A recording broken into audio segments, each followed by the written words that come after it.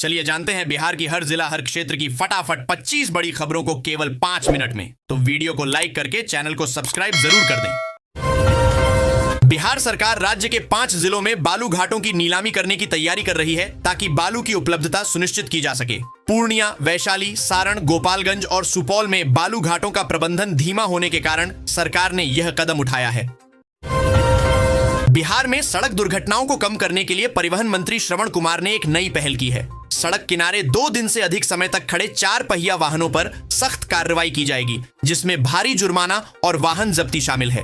यह कदम कोहरे के मौसम में दुर्घटनाओं को रोकने के लिए उठाया गया है, क्योंकि लावारिस वाहन हादसों का कारण बनते हैं। आरा के संदेश पवना पथ पर सरकारी जमीन पर अवैध कब्जों के खिलाफ प्रशासन सख्त हो गया है। 35 व्यवसायियों को नोटिस जारी कर 29 नवंबर तक अतिक्रमण हटाने का आदेश दिया गया है। ऐसा न करने पर बुलडोजर चलाने की चेतावनी दी गई है। बिहार में अगले 24 घंटे में मौसम का मिजाज बदल जाएगा। दिसंबर में कड़ाके की ठंड पड़ने की संभावना है। मौसम विभाग ने इसके लिए अलर्ट जारी कर दिया है। लोगों से सतर्क रहने की अपील की है। बिहार विद्यालय परीक्षा समिति ने इंटर और मैट्रिक वार्षिक परीक्षा 2027 का शेड्यूल जारी कर दिया है। इंटर के परीक्षा फॉर्म अगस्त-सितंबर 2026 में भरे जाएंगे, जबकि सेंटअप परीक्षा नवंबर में होगी। मैट्रिक के परीक्षा फॉर्म भी अगस्त-सितंबर में भरे जाएंगे और सेंटअप परीक्षा नवंबर में आयोजित की जाएगी। रजिस्ट्रेशन और एडमिट कार्ड से जुड़ी जानकारी भी दी गई है।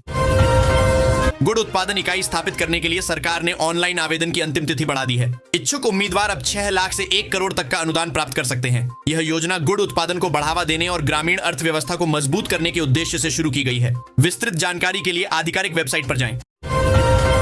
बिहार में एनडीए की बड़ी जीत और नीतीश कुमार का दोबारा सत्ता में लौटना सिर्फ राजनीतिक समीकरणों का नतीजा नहीं है। ये उस भरोसे की पुष्टि है जो पिछले कई वर्षों में प्रशासनिक स्थिरता, सुरक्षा, आधारभूत ढांचा और सामाजिक सुधारों के जरिए बना है। बिहार सरकार डीसीएलआर भूमि सुधार उपसमाहर्ता के कार्यों का मूल्यांकन करेगी। राजस्व सचिव ने डीसीएलआर को रैयतों के भूमि संबंधी कार्यों को आसान बनाने का निर्देश दिया है। उन्होंने कहा कि रैयतों को अनावश्यक रूप से परेशान न किया जाए और उनके काम समय पर हो। सरकार रैयतों के हित में काम करने वाले अधिकारियों को प्रोत्साहित करेगी। चुनाव में करारी हार के बाद बिहार कांग्रेस में मंथन का दौर जारी है और अब बताया जा रहा है कि बिहार में एकला चले की राह पर कांग्रेस चलेगी, जिसका आगाज 14 दिसंबर को दिल्ली में होने वाली वोट चोरी रैली से शुरू होगी। बिहार भूमि सुप्रीम कोर्ट ने जमीन रजिस्ट्री में विक्रेता के नाम पर जमाबंदी या होल्डिंग नंबर की अनिवार्यता खत्म कर दी है। इस फैसले से रजिस्ट्री प्रक्रिया आसान हो गई है और रजिस्ट्रेशन अधिकारी अब केवल जमाबंदी के अभाव में रजिस्ट्री को खारिज नहीं कर सकेंगे। इससे लोगों को बड़ी राहत मिलेगी। बिहार में सरकारी नौकरी की तैयारी कर रहे युवाओं के लिए बड़ी खुशखबरी। बीपीएससी टीआरई 4 नोटिफिकेशन जल्द जारी। 26,000 से अधिक टीजीटी, पीजीटी और पीआरटी शिक्षक पदों पर आवेदन शुरू होंगे।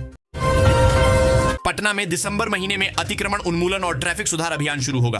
1 से 31 दिसंबर तक नगर निगम और ट्रैफिक पुलिस मिलकर अवैध ठेला, दुकान व पार्किंग हटाएगी। बिहार भाजपा अध्यक्ष डॉ दिलीप जायसवाल व उप मुख्यमंत्री सम्राट चौधरी ने बिहार चुनाव में उत्कृष्ट प्रदर्शन करने वाले 243 BLA-1 कार्यकर्ताओं को सम्मानित किया। उन्होंने कार्यकर्ताओं के समर्पण की सराहना की और उनके सुझावों के आधार पर भविष्य की रणनीति बनाने का आश्वासन दिया। चौधरी ने जमीनी स्तर पर पार्टी को मजबूत करने में कार्यकर्ताओं की भूमिका को महत्वपूर्ण बताया।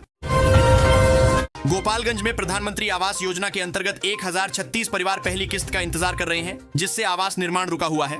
लाभार्थी नगर परिषद के चक्कर काट रहे हैं। आरा जंक्शन पर रेल ब्लॉक के कारण यात्रियों को भारी परेशानी का सामना करना पड़ा। दानापुर रेल मंडल में कुल्हरिया और कारी साथ में रेलवे कार्य के चलते कई ट्रेनों का परिचालन बाधित रहा। बाईपास निर्माण और गोदाम शिफ्टिंग के कारण लगे इस ब्लॉक से बक्सर पटना पैसेंजर समेत कई एक्सप्रेस ट्रेनें प्रभावित हुई। ऑस्ट्रेलियाई कलाकार टेसा बार्थोलोमियो और बिहार के साइंटिस्ट डॉ केतन पटेल ने पटना में हिंदू रीति से शादी की। ऑस्ट्रेलिया से पूरा परिवार भारत पहुंचा। समधी मिलन और भारतीय रस्मों ने सबका दिल जीता। दिल्ली में साइबर ठगों ने एक रिटायर्ड डॉक्टर को दिल्ली बम ब्लास्ट में शामिल होने का आरोप लगाकर डिजिटल अरेस्ट किया और उनसे 27 लाख रुपए ठग लिए। ठगों ने डॉक्टर को बताया कि उनका आधार कार्ड नंबर आतंकवादियों द्वारा इस्तेमाल किया गया था। डॉक्टर ने पुलिस में शिकायत दर्ज कराई है और पुलिस मामले की जांच कर रही है। साइबर अपराध से बचने के लिए लोगों को जागरूक किया जा रहा है। डिप्टी सीएम सम्राट चौधरी ने कहा कि सरकार भोजपुरी को संविधान की 8वीं अनुसूची में शामिल करने के लिए संकल्पित है। उन्होंने बताया कि सरकार इस दिशा में गंभीरता से कार्य कर रही है और शीघ्र ही सकारात्मक परिणाम देखने को मिलेंगे। यह कदम भोजपुरी भाषा और संस्कृति के विकास में सहायक होगा और भोजपुरी भाषियों के लिए गर्व का विषय होगा। बिहार में गलत दस्तावेजों से शिक्षक बन वेतन उठा रहे हैं तो सावधान हो जाएं। शिक्षा विभाग ने सख्त आदेश दिया है कि 1 माह के अंदर दस्तावेजों का सत्यापन की जाए और फर्जी शिक्षकों पर कार्रवाई की जाए। किसानों को 22वीं किस्त का इंतजार है। हर साल इस योजना के तहत किसानों को 6,000 रुपए दिए जाते हैं। ये राशि हर 4 महीने में 2-2 हजार रुपए की 3 किस्तों में सीधे किसानों के बैंक खातों में ट्रांसफर की जाती है। पटना में महागठबंधन विधायक दल की बैठक में तेजस्वी यादव को नेता चुना गया। उपेंद्र कुशवाहा ने महागठबंधन की बैठक पर तीखा हमला बोला है। उन्होंने तेजस्वी यादव की रणनीति पर भी सवाल उठाए और अखिलेश यादव के बयान को बेवजह बताया।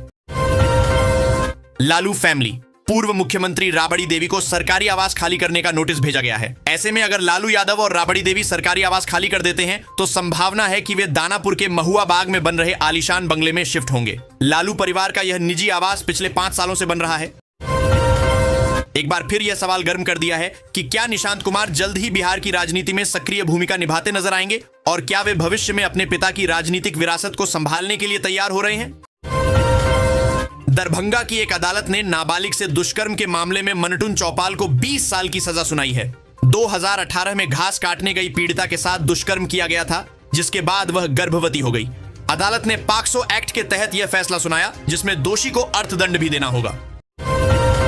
बिहार सरकार ने अक्टूबर की बारिश और मोन्था तूफान से प्रभावित किसानों के लिए कृषि इनपुट अनुदान 2025 के तहत मदद का आवेदन शुरू किया है। जिन किसानों की फसल 33% से अधिक खराब हुई है, वे ऑनलाइन आवेदन कर आर्थिक सहायता ले सकते हैं। बिहार कांग्रेस के नेताओं ने राहुल गांधी और मल्लिकार्जुन खड़गे से मुलाकात की। इस बैठक में दिल्ली में होने वाली रैली पर चर्चा हुई। साथ ही बिहार में कांग्रेस की हार के कारणों पर भी विचार किया गया। सूत्रों के अनुसार पार्टी के भीतर राजद से अलग होकर चलने की मांग पर भी नेताओं ने अपनी बात रखी। बिहार में 10 लाख जीविका दीदियों को मुख्यमंत्री महिला रोजगार योजना की राशि इसलिए नहीं मिल पाई क्योंकि उन्होंने अपने बैंक खाते की केवाईसी नहीं कराई है। योजना के तहत 5 चरण में सरकार 15,600 करोड़ रुपए की राशि दे चुकी है। पटना में महागठबंधन विधायक दल की बैठक में तेजस्वी यादव को नेता चुना गया। घटक दलों ने उनके नाम पर सहमति जताई। विधानमंडल सत्र में जनहित के मुद्दों पर आक्रामक रणनीति अपनाने पर चर्चा हुई। कांग्रेस ने रचनात्मक सहयोग का आश्वासन दिया। महागठबंधन अपराध और भ्रष्टाचार के खिलाफ मुखर रहेगा और जनहित के मुद्दों पर समझौता नहीं करेगा। पहली बार भोजपुरी में भोजपुरी सिनेमा का इतिहास नामक किताब लिखी गई है, जिसके लिए मनोज भावुक को चौधरी कन्हैया सिंह सम्मान मिला है। यह किताब भोजपुरी सिनेमा के विकास और इतिहास पर केंद्रित है, जो प्रेमियों और शोधकर्ताओं के लिए महत्वपूर्ण है। मनोज भावुक का यह कार्य भोजपुरी सिनेमा के इतिहास को संरक्षित करने में मदद करेगा। मुख्यमंत्री नीतीश कुमार ने 20 साल बाद सोनपुर मेला का दौरा किया। उन्होंने आपदा प्रबंधन, ग्राम श्री मंडप और आर्ट एंड क्राफ्ट ग्राम में लगे स्टॉलों का निरीक्षण किया। उन्होंने बांसकला केंद्र और बिहारी व्यंजन स्टॉलों पर जानकारी ली। सुरक्षा बलों ने मेला क्षेत्र की जांच की। 2005 के बाद यह उनकी 20वीं बार सोनपुर मेला का दौरा है। पहली यात्रा थी। Patna traffic system. अब अगर आप भी सड़क किनारे अपनी गाड़ी खड़ी करते हैं तो आपके लिए यह जरूरी खबर है। रोड साइड में अगर आप गाड़ी रोकते हैं तो तुरंत आपके नंबर पर चालान आ जाएगा। नई सरकार बनने के बाद बिहार विधानसभा का सत्र 1 दिसंबर से शुरू होगा, जो कि 5 दिसंबर तक चलेगा। 5 दिनों तक चलने वाले सत्र में इस बार काफी कुछ नया होगा। साथ ही सत्र के दौरान क्या कुछ गतिविधियां होंगी, आइए जानते हैं।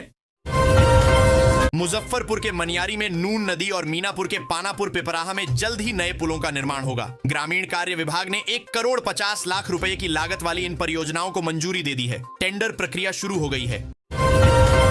पटना के जयप्रकाश नारायण अंतरराष्ट्रीय हवाई अड्डे पर कम दृश्यता के कारण शनिवार को उड़ानें प्रभावित हुई।